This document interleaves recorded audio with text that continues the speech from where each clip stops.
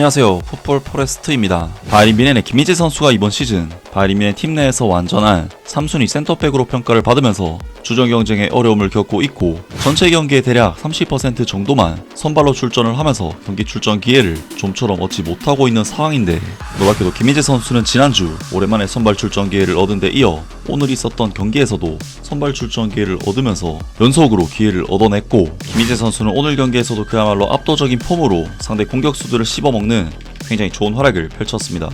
김희재 선수의 FC 바이에른 뮌헨은 바로 오늘 새벽에 있었던 2025-26 시즌 분데스리가 23라운드에서 아인트라트 프랑크푸르트를 자신들의 홈 구장 알리안츠 아레나로 불러들였었는데요. 이번 경기에서 FC 바이에른 뮌헨이 상대한 아인트라트 프랑크푸르트는 이번 시즌 독일 분데스리가에서 8승 7무 7패의 좋은 성적으로 리그 7위를 기록, 현재 중상위권에 위치한 분데스리가의 전통의 강팀으로서 바이에른 뮌헨은 프랑크푸르트를 상대로 최근 10번의 맞대결 중 3번이나 패배했을 정도로 만날 때마다 쉽지 않은 경기를 했던 상대팀이기 때문에 이번 경기가 알리안츠 아레나에서 치러지는 경기라고 해도 바이에른 뮌헨에게는 쉽지만은 않은 경기라고 할 수가 있었습니다. 그리고 김희재 선수의 경우 이번 시즌 바이에른 뮌헨 팀 내에서 요라난타, 다이오 파메카노에 이어 3순위 센터백 자원으로 분류가 되면서 사실상 주전 경쟁에서는 밀려난 모습을 보이고 있는 상황인데요. 그래도 김희재 선수는 최근 분데스리가 6경기에서 4경기의 선발 출전 기회를 받는 등 최근 들어서는 다시금 콤파니 감독으로부터 신임을 얻고 있고, 특히 지난주 베르더 브레멘과의 경기에서는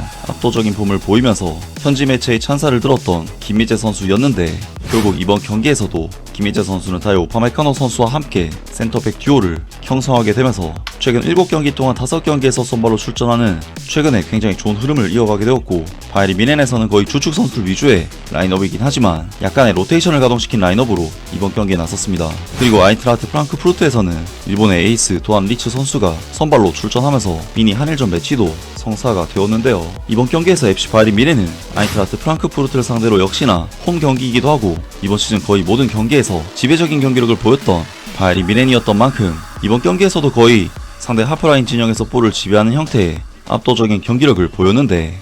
바이에른 뮌헨은 전반전 슈팅 숫자가 무려 9대1, 유효슈팅 숫자가 5대1, 골점률 수치 면에서도 55대45로 모든 스탯 면에서 프랑크푸르트를 능가하는 스탯들을 기록했고, 이번 경기 모멘텀 데이터만 살펴봐도 이번 경기는 바이에른 뮌헨이 아인트라트 프랑크푸르트를 그야말로 압살해버린 경기라고 할 수가 있었는데요. 이번 경기는 사실 상대팀인 아인트라트 프랑크푸르트가 강한 전력의 팀이긴 하지만 바이에른 뮌헨이 거의 가지고 논다는 느낌이 들 정도로 바이에른 뮌헨은 프랑크푸르트가 거의 하프라인 자체를 넘지 못하는 정말 압도적이라는 표현조차도 부족할 정도의 미친 경기력을 보였는데, 심지어 바이에른 뮌헨은 선수 개개인의 경합에서도 프랑크푸르트에게 거의 압살당하다시피 할 정도로 승률이 높았기 때문에 프랑크푸르트 입장에서는 바이에른 뮌헨의 강력한 압박에서 빠져나올 방법을 아예 찾을 수가 없었습니다. 그리고 바이에른 뮌헨은 워낙 프랑크푸르트의 진영에서 볼을 소유하면서 지배하는 형태의 경기를 펼쳤기 때문에 최후방 수비수인 김희재 선수는 이번 경기에서 거의 미드필더에 가까운 움직임을 가져가면서 볼 소유와 운반, 그리고 마지막 마무리 전진 패스까지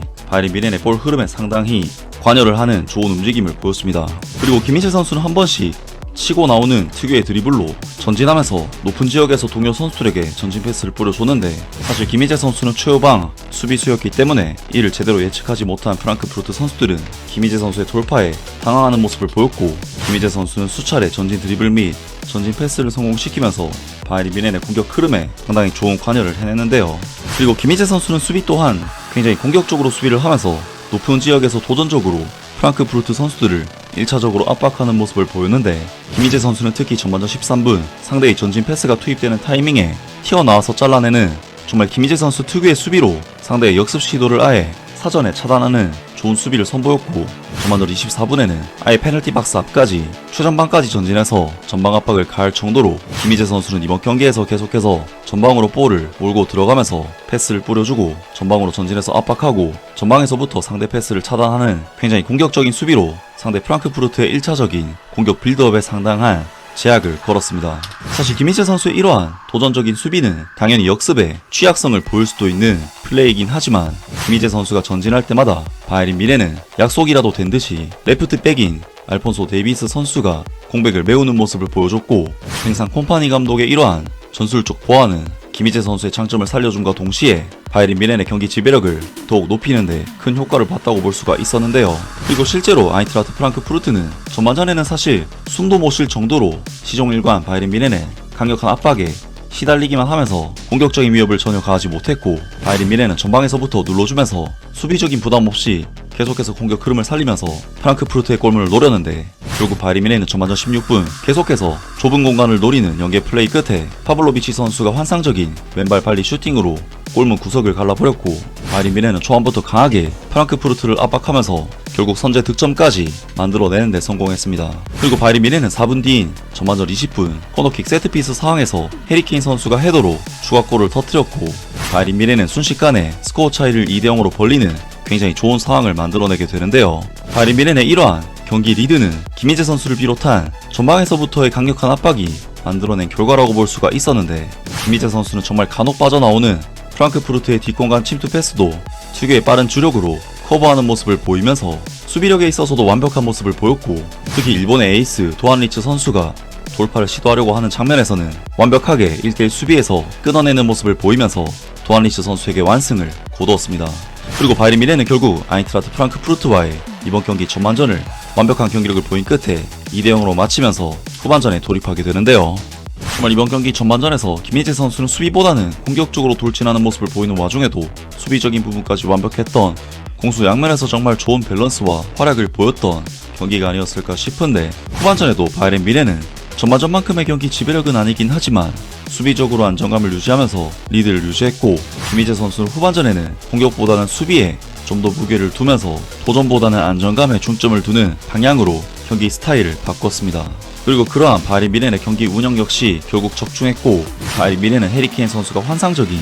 가마차기 중거리 슈팅으로 추가 득점을 터뜨리면서 3대0 사실상 경기 쐐기를 박는 결정적인 득점을 터뜨리게 되는데요. 하지만 바이린 미네는 이번 경기 멀티골을 터뜨린 해리케인 선수가 77분 어처구니 없는 박스한 반칙을 저지르면서 PK 찬스를 내주게 되는데, 결국 이것을 프랑크푸르트의 공격수 브루카르트 선수가 마무리를 지으면서 바이린 미네는 김민재, 우파메카노 등 수비수들이 좋은 활약을 펼쳤음에도 무실점에는 아쉽게 실패하고 말았습니다. 하지만 이번 실점은 완벽하게 해리케인 선수의 실책이라고 할 수가 있었기 때문에 수비진의 실수와는 무관한 실점이라고 할 수가 있었는데요. 그리고 바이린 미네는 경기 종료 직전 키미 선수가 어처구니 없는 백패스 미스를 저지르면서 추가 실점을 내줬고, 바이린 미네는 이번 경기에서 압도적인 경기력을 보였지만 막판에 집중력이 다소 무너지면서 3대2로 간신히 승리를 거머쥘 수가 있었습니다. 물론 김민재 선수 입장에서 실점에 대한 책임이 아예 없다고는 볼 수 없겠지만, 워낙 키미 선수의 마지막 백패스가 거의 폭탄 떠넘기기나 다름없는 자연재해급 백패스였기 때문에 김민재 선수보다는 키미 선수의 실책이 컸던 장면이었고, 결과적으로 김민재 선수는 이번 경기에서